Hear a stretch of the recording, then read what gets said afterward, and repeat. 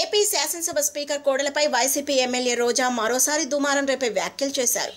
రాష్ట్రపతి ఎన్నికల నేపథ్యంలో స్పీకర్ కోడెల కేబినెట్ సమావేశానికి వెళ్లి జాతీయ మహిళా పార్లమెంటరీ సదస్సును జయప్రదం చేయాలని సభ్యులకు విజ్ఞప్తి చేసి వెంటనే వచ్చారు. టీడీఎల్పీ కార్యాలయానికి నేను వెళ్లలేదు.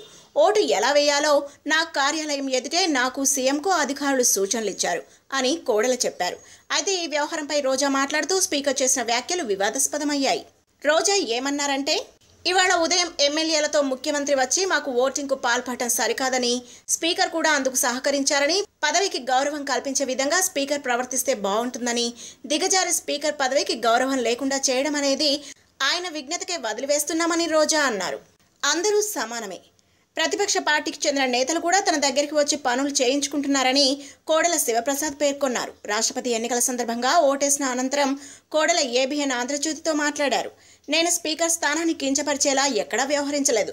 స్పీకర్ పదవికి వన్నె తెచ్చేలా కృషి చేస్తున్నాను అని ఆయన తెలిపారు. నియోజకవర్గాల్లో అభివృద్ధి కార్యక్రమాల్లో చురుగ్గా పాల్గొంటున్న వైసీపీ నేతలు కూడా తన దగ్గరికి వచ్చి పనులు చేయించుకుంటున్నారన్నారు. తనకు అందరూ సమానమేనని, ఒకరిని ఎక్కువగా మరొకరిని తక్కువగా ఎప్పుడు చూడలేదని కోడెల చెప్పారు. If you like the video, please like us and subscribe Tollywood Nagar.